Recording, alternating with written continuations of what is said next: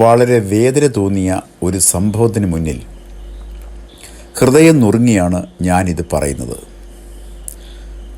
ഒരാൺകുട്ടിയും ഒരു പെൺകുട്ടിയും പഠിക്കാനായി ഉസ്ബെക്കിസ്ഥാനിലേക്ക് പോയി. മലയാളികളായതിനാൽ പരിചയപ്പെട്ട് കാണും. പക്ഷേ ആ പരിചയം ആ ആൺകുട്ടി തൻ്റെ ക്രൂരത തീർക്കാനുള്ള അവസരമായി കണ്ടു. ഫലം പെൺകുട്ടി ക്രൂരമായി കൊല്ലപ്പെട്ടു. ചില വർഷങ്ങൾക്ക് മുമ്പ് എൻ്റെ സ്നേഹിതൻ ബാലചന്ദ്രൻ എന്നയാൾ എന്നോടൊരു കാര്യം പറഞ്ഞു. അദ്ദേഹത്തിൻ്റെ ജ്യേഷ്ഠൻ്റെ മകളോ മറ്റോ ആണെന്ന് തോന്നുന്നു, റഷ്യയിൽ മെഡിസിൻ പഠിക്കുന്നതിനായി പോയി. അവളോടൊപ്പം മലയാളികളായ മറ്റു കുട്ടികൾ വേറെയുമുണ്ട്. അതിൽ പെൺകുട്ടികളെ പുറത്തുപോയി ആഹാരം കഴിക്കാനായി ആൺകുട്ടികൾ നിർബന്ധിക്കാറുണ്ട്. എന്നാൽ ചില പെൺകുട്ടികൾ അതിൽ നിന്നും ഒഴിഞ്ഞു മാറാറുണ്ട്. ചിലർ കൂടെ പഠിക്കുന്ന ആൺകുട്ടികളല്ലേ എന്ന് കരുതി കൂടെ പോകാറുണ്ട്.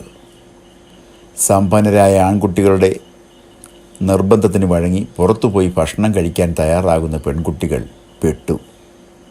കാരണം അങ്ങനെ പുറത്തു പോയിട്ടുള്ള ആഹാരം കഴിപ്പ് ഒരു വല വീശലാണ്. തുടർന്ന് നിരന്തരം പുറത്തുപോയി കഴിക്കാനുള്ള അവസരമൊരുങ്ങുന്നു. ഇതിനിടയിൽ അദൃശ്യമായ ഒരു കീഴ്പ്പെടലിന് വിധേയപ്പെടുകയാണ് ആഹാരം കഴിച്ച പെൺകുട്ടികൾ. ഇതോടെ ആ പെൺകുട്ടികളുടെ കാര്യത്തിൽ ഒരു തീരുമാനമായി. പിന്നീട് പ്രത്യേക മതവേഷങ്ങളൊക്കെ ധരിച്ച പെൺകുട്ടികളെ ആൺകുട്ടികൾക്കൊപ്പം കാണാം. മാവേലിക്കരയാണെന്നാണ് എൻ്റെ ഓർമ്മ. അവിടെയുള്ള ഒരു പാസ്റ്ററിൻ്റെ മകൾ ഈ കൂട്ടുകെട്ടിൽ പെട്ടുപോയിട്ടുണ്ട് എന്നും ബാലേന്ദ്രൻ എന്നോട് പറഞ്ഞു. ഇത് റഷ്യയിലോ ജോർജിയയിലോ ഉസ്ബെക്കിസ്ഥാനിലോ മാത്രം നടക്കുന്ന ഒരു കാര്യമല്ല.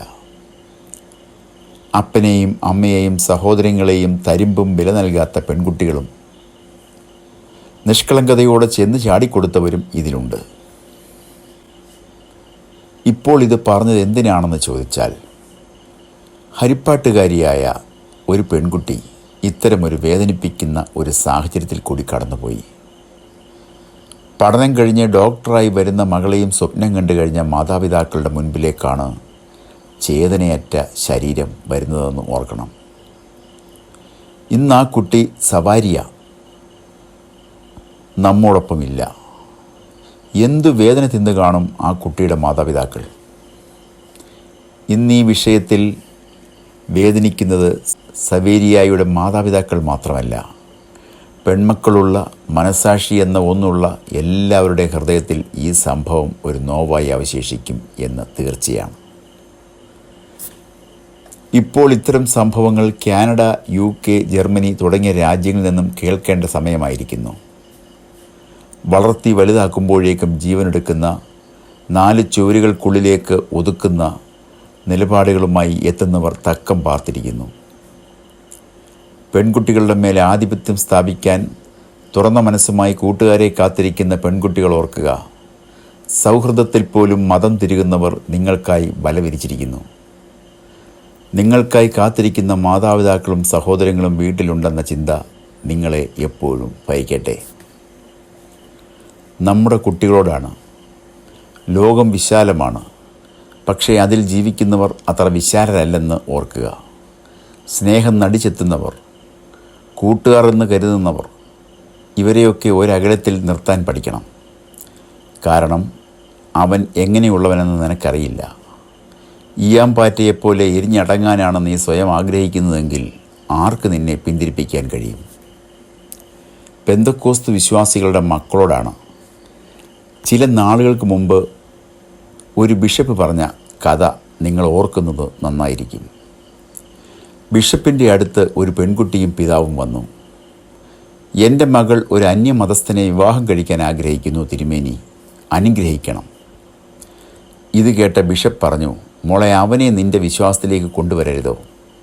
മറുപടി പറഞ്ഞത് പെൺകുട്ടിയായിരുന്നു. ഇല്ല പിതാവേ, ഇല്ല, അവൻ തൻ്റെ മതം വിട്ട് വരില്ല. അപ്പോൾ നിൻ്റെ വിശ്വാസം വിട്ട് നിനക്ക് ആരുടെയും ഒപ്പം പോകാം എന്നല്ലേ? മോളെ, നീ ഞങ്ങളോട് ക്ഷമിക്കണം. നിന്നെ പത്യോപദേശത്തിൽ വളർത്താൻ ഞങ്ങൾക്ക് സാധിച്ചില്ല. ഏതാണ്ട് ഇതേപോലെ ഒരവസ്ഥയിലാണ് നമ്മുടെ പെന്തക്കോസ്ത് സഭകളും. കുട്ടികളെ നേർവഴിക്ക് നടത്തേണ്ടുന്ന നേരത്ത് രാഷ്ട്രീയം കളിക്കാനും അധികാര കസേരയിൽ ഇരിക്കാനും നടക്കുന്നവർക്ക് എവിടെ സമയം? നമ്മുടെ കൂട്ടുകെട്ടുകൾ നമ്മെ നശിപ്പിക്കുന്നതാവരുത്. നമ്മുടെ നന്മ ആഗ്രഹിച്ചിരിക്കുന്നവരെ, നമ്മെ പഠിപ്പിക്കാൻ കഷ്ടപ്പെട്ടവരെ ദ്രോഹിക്കുന്നതോ വിഷമിപ്പിക്കുന്നതോ ആകരുത്. നമ്മുടെ വിശ്വാസത്തെ മാനിക്കാത്ത, നമ്മുടെ ക്രിസ്തുവിനെ രക്ഷകനായി അംഗീകരിക്കാത്ത ഒരു കൂട്ടുകെട്ടിനും നീ തലവെച്ച് കൊടുക്കരുത്. ഈ സന്ദേശം നിങ്ങൾ പരമാവധി ഷെയർ ചെയ്യുക. നന്ദി, നമസ്കാരം.